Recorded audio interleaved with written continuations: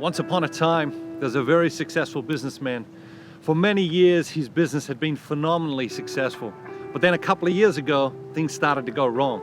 Little by little, the business went into a tailspin, went into decline.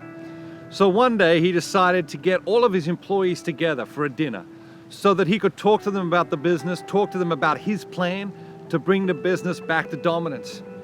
That Saturday morning, before the dinner, he was sitting at home in his study, working on his speech for that evening. His wife had to go out shopping, and a few minutes later there was a knock on his study door, and there appeared his 7-year-old son. The boy said to his father, he said, "Dad, I'm bored, I got nothing to do."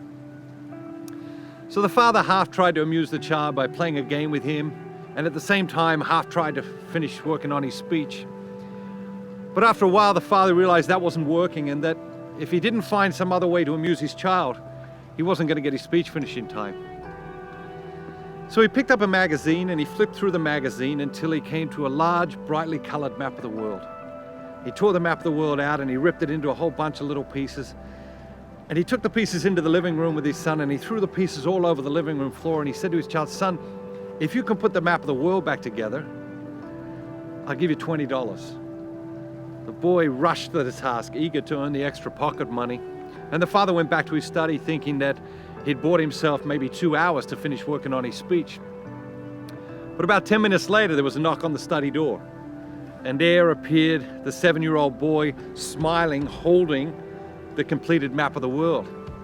The father smiled and he said to his son, "How did you finish it so quickly?"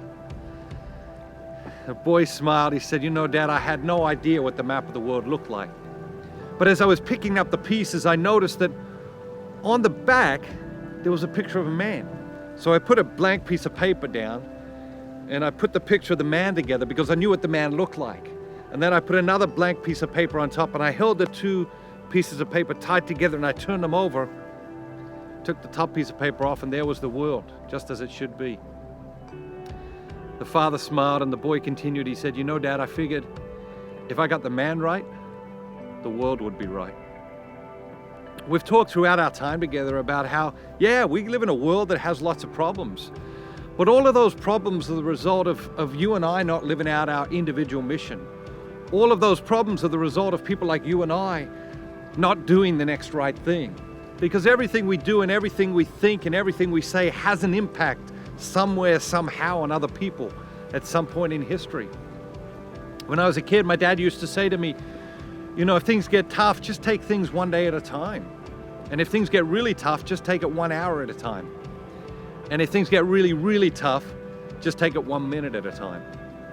There are going to be times in your life where you get concerned about what you should do next or how you should do next. You're going to be overwhelmed and you don't know where to go or what to do. If times are tough, just do it today. Just do the next right thing today. If times are really tough, just do the next right thing for the next hour. And if things are really, really, really tough, just do the next right thing for the next minute. Because if we get the man right, the world will be right. If we get the woman right, the world will be right. But the best way for us to get out of that place, the best way for us to overcome these feelings of overwhelmedness, is to focus on what we can affect. Because it's when we focus on what we can really affect that we have an impact.